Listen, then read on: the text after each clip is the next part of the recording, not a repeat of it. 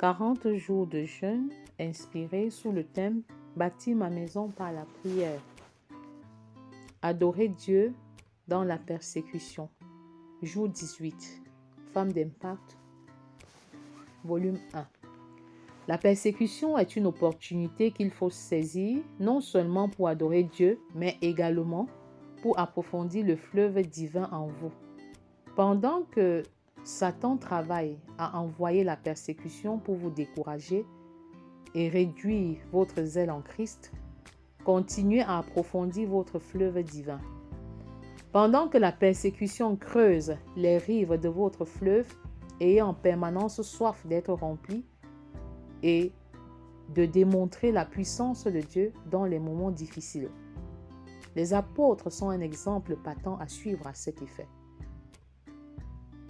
Je cite, « Et maintenant, Seigneur, vois leurs menaces et donne à tes serviteurs d'annoncer ta parole avec une pleine assurance en étendant ta main pour qu'il se fasse des guérisons, des miracles et des prodigues par le nom de ton saint serviteur Jésus. » Acte 4, 29 à 30. Devant les menaces du Sahédrin, les disciples, loin de se décourager, ont eu soif de la plénitude du Saint-Esprit. Au moment où vous écoutez cet audio, peut-être vous passez par des moments difficiles et de persécution. Ne perdez pas courage. Quelle que soit l'origine de la persécution, souvenez-vous que votre mari n'est pas votre ennemi et encore moins votre concurrent. N'entrez pas en compétition avec lui. Vos enfants ne vous appartiennent pas. Ils sont la propriété exclusive de Dieu. Vous êtes un intendant qui se doit d'être fidèle. Que la persécution ne vous pousse pas à éviter vos enfants. Même si vous êtes rejeté dans votre famille sans raison fondée, que la haine, la rancœur et l'amertume ainsi que la colère ne soient pas votre partage. Laissez le fleuve divin couler en vous afin que l'amour surabonde là où la haine a abondé. Le Saint-Esprit qui est votre capacité rendra cela possible. Ne te laisse pas vaincre par le mal, mais surmonte le mal par le bien. Surmonte le mal par le bien. Romains 12, verset 21. Choisissez de mourir en vous pour laisser le Saint-Esprit agir à votre place.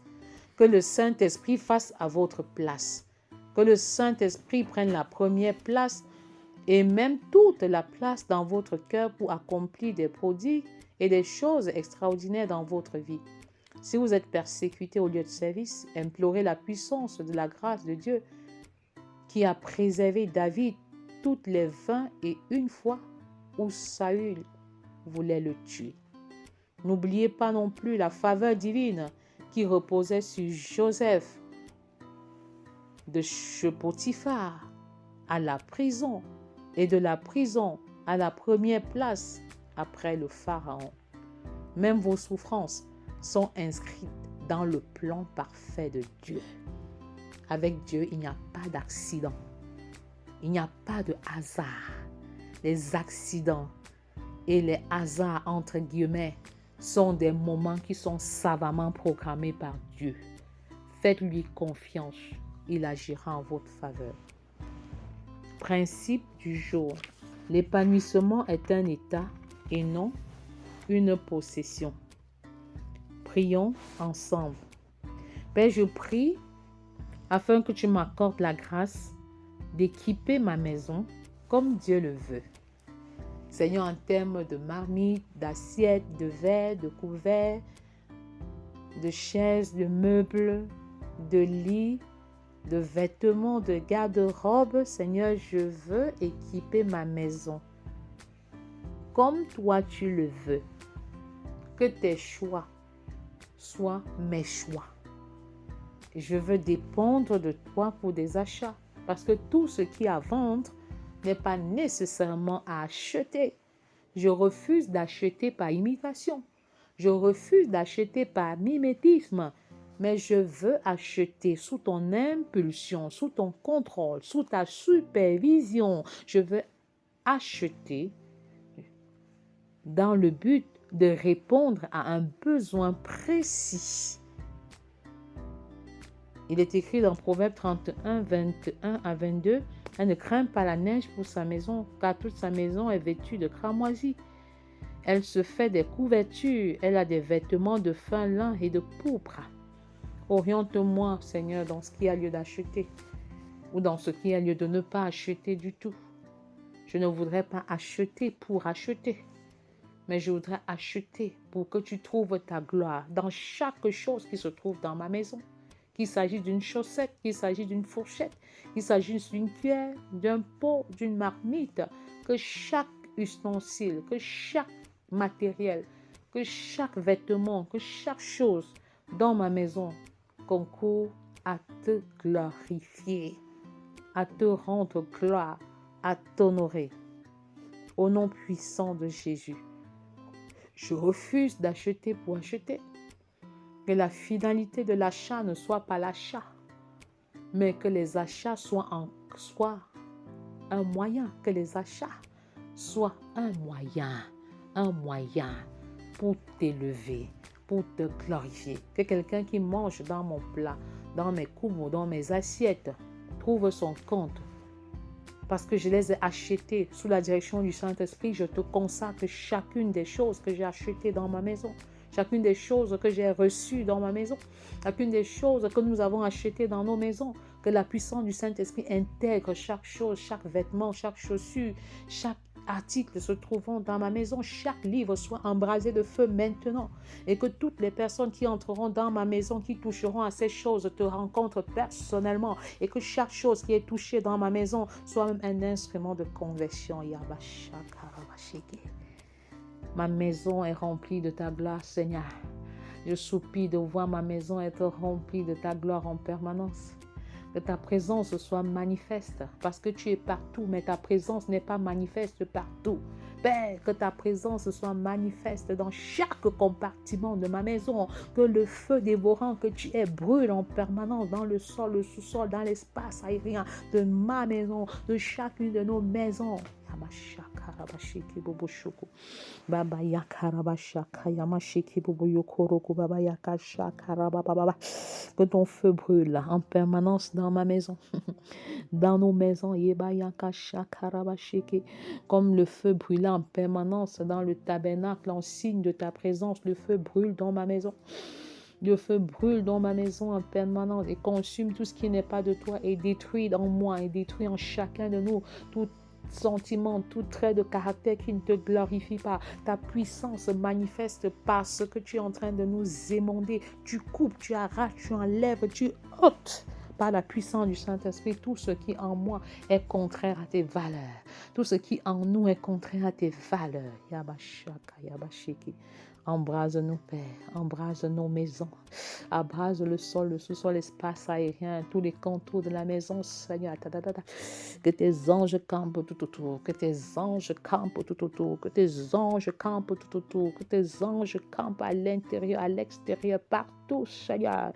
Tes anges guerriers combattent en notre faveur pendant que tu prends le grand et le petit javelot. Yabashakarabashiki. Au nom puissant de Jésus, au nom puissant de Jésus, parle à l'Éternel. Et si tu sais parler en langue, continue de parler encore. Continue de parler encore. Continue de parler encore. Au nom de Jésus, prions pour le mari, pour les maris. Père, je te prie pour que mon mari ait la notion de priorité et qu'il agisse de manière à faire la différence entre ce qui est nécessaire et ce qui est secondaire. Selon qu'il est écrit dans Matthieu 6, 33, « Cherchez premièrement le royaume et la justice de Dieu, et toutes ces choses vous seront données par-dessus. » Père, le sens de la priorité. Le sens de la priorité. Satan est un inverseur. Il a tendance à pousser les hommes, à pousser les femmes, à pousser les individus à chercher d'abord les choses secondaires et par la suite Dieu. Mais Dieu ne veut pas occuper les seconds rangs. Il ne veut pas occuper la seconde place. Comme l'a dit cet Éden, il veut être Seigneur de tout ou pas Seigneur du tout. Et je déclare en ce jour, Seigneur, que mon mari te cherche en premier. Il a le sens de la priorité. Et Seigneur Jésus, tu occupes la priorité des priorités dans son planning quotidien.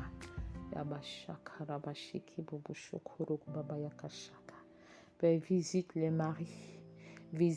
maris d'une manière particulière. Donne-leur d'avoir la ferme conviction, Seigneur, de ce que le respect de la priorité est déterminant pour eux en tant que chef, en tant que leader, en tant que dirigeant, en tant que gestionnaire, en tant que berger, en tant que pasteur. Ils ont le lourd fardeau, Seigneur, de respecter le sens de la priorité pour mener toute la famille dans la bonne direction sans se compromettre. Que cela soit le partage. Pendant qu'ils investissent et qu'ils s'investissent à te donner la première place, pendant qu'ils investissent et qu'ils s'investissent à te donner la priorité des priorités, tu te révèles à eux. Ils demeurent dans ta présence. Ils attendent que tu te manifestes. Ils attendent que tu te manifestes avant de sortir de ta présence. Et ils ne sortent de ta présence que pour aller rendre ministère. Ils retournent rapidement dans ta présence. Dans ta présence. Dans ta présence. Ta présence qui rassure. Ta présence qui vivifie. Ta présence qui purifie. Ta présence qui élève. Au nom puissant de Jésus. En le faisant, ils assurent la couverture spirituelle de leur maison. Ils exercent l'autorité spirituelle sur leur maison. Ils dirigent et ils gouvernent leur maison sans dominer, sans tyranniser. Au nom puissant de Jésus. Prie pour ton mari. Prie encore. Déclare des choses que tu veux voir dans sa vie. En croyant ce que tu déclares. Car la foi vient de ce que l'on entend. Et ce que l'on entend vient de la parole de Dieu. Prions pour le couple, pour nos couples, pour nos foyers. Père, je prie pour bâtir une relation saine avec ma belle famille. Que ma belle famille soit ma famille.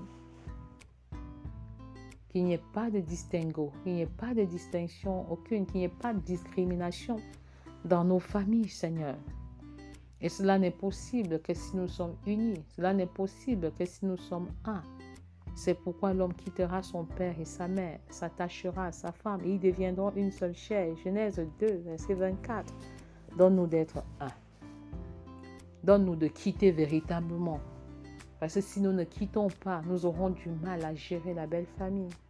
Nous aurons des difficultés à gérer nos familles en général. Accorde-nous la grâce de quitter sur le plan physique, de quitter sur le plan émotionnel, de quitter sur le plan financier, de quitter sur le plan intellectuel, de quitter sur le plan social, de quitter sur le plan spirituel. Accorde-nous cette maturité. Donne-nous d'être indépendants des parents, d'être dépendants du Saint-Esprit. Et nous allons mieux gérer nos belles familles. Nous allons mieux leur communiquer nos valeurs, nos principes, en les honorant, en les élevant, en les respectant.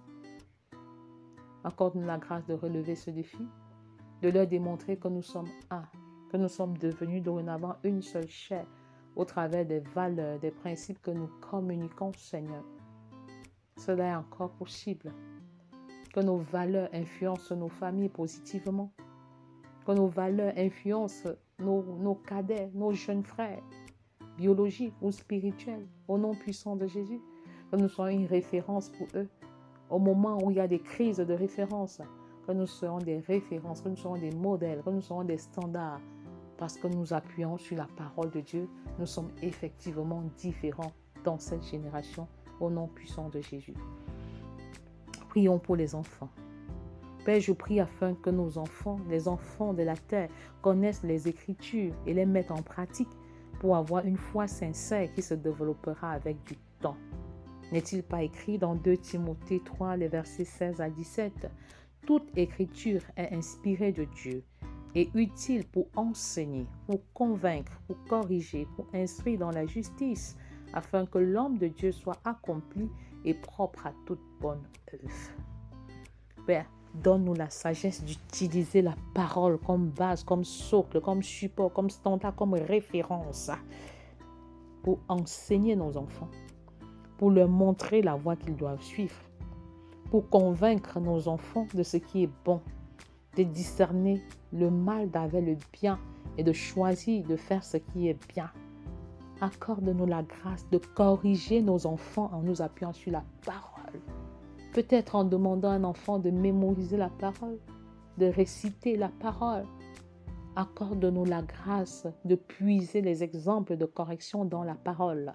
Donne-nous de corriger nos enfants comme toi, le parent parfait. Tu nous corriges en tant que parent, en tant qu'enfant. Que nous puisons dans la parole pour instruire nos enfants dans la justice. Le véritable savoir, Père, ne se trouve pas dans les amphithéâtres, encore moins dans les salles de classe, mais dans la parole. Dans la parole qui rend nos enfants plus instruits que le maître, qui rend nos enfants plus intelligents que les vieillards, qui leur donne un meilleur discernement que celui des vieillards. Le savoir se trouve dans la méditation et la mise en pratique de ta parole, qui donne à nos enfants et à nous-mêmes la capacité d'être plus sages que les adversaires, que les ennemis. Que ta parole, la parole de Dieu, la parole de Dieu. Au commencement était la parole était avec Dieu, la parole était Dieu. Que la parole soit le socle de l'éducation de chacun de nos enfants, au nom puissant de Jésus. Père, je refuse tout découragement, même si je ne vois pas de résultat. Je continue d'inculquer comme tu as voulu que je le fasse. J'ouvre leur tête et j'enfonce la parole. J'utilise des méthodes variées sans me décourager. Je prends autant d'initiatives que possible. Ah, Seigneur, je refuse de me décourager. Parce qu'on ne récolte que ce que l'on a semé. Alors je sème la parole dans la vie de mes enfants. Je sème la parole, méditer, lire, mémoriser, réciter, enseigner, mise en pratique. Que ce soit le partage de tous les parents de la terre. Au nom puissant de Jésus. Prions pour les femmes. Père, je te prie afin que les parents bâtissent le caractère de leurs enfants en les aidant à aimer les autres par la foi. Oh, selon qu'il est écrit, Père, dans Matthieu 22, 39 à 40. Et voici le second qui lui est semblable. Tu aimeras ton prochain comme toi-même. De ces deux commandements dépendent la loi et les prophètes. Aime Dieu, aime ton prochain. Tel peut être résumé la loi. Aime Dieu, aime ton prochain. Père, aide-nous en tant que parents à bâtir le caractère. Aide-nous, Père, à bâtir le caractère de chacun de nos enfants, en les aidant à aimer par la foi. Mais montre-nous comment nous devons amener nos enfants à aimer les non-aimables, à aimer les personnes désagréables. Et je crois que cela commence par nous les parents, par nous en tant que mari et femme. Lorsque j'apprends à aimer mon mari par la foi, à aimer mon mari quand il est mauvais, quand il est désagréable, je fais une démonstration de la leçon qui est intitulée « Aimer par la foi ». Aimer les personnes désagréables à mes enfants. Père, je veux incarner ces valeurs. Je prie que mon mari incarne ces valeurs. Et je prie afin que tous les parents, que toutes les familles, que tous les parents de la terre incarnent ce type de modèle. Parce que Seigneur Jésus a aimé sans condition. Nous avons la capacité d'aimer sans condition, d'aimer par la foi, d'aimer les personnes désagréables, d'aimer les parias sociaux, en commençant à l'intérieur de nos maisons. Ô Père, tu bâtis le caractère de nos enfants au travers de cet amour par la foi. Tu les prépares à vivre avec des personnes au caractère difficile. Tu les prépares à vivre dans des couples de manière harmonieuse, même si le conjoint est désagréable, même si la conjointe est désagréable. Seigneur, donne-nous en tant que parents de comprendre que le meilleur cadre pour former nos enfants à la vie conjugale, c'est la famille, c'est la maison. Père, que nos maisons deviennent de véritables centres missionnaires, que nos maisons deviennent de véritables centres d'apprentissage et de disciple-là. Au nom de Jésus, que ce cri soit entendu dans toutes les familles de la terre et que nous nous levions comme un seul homme pour atteindre cet exploit par la puissance du Saint-Esprit. Au nom de Jésus. Amen.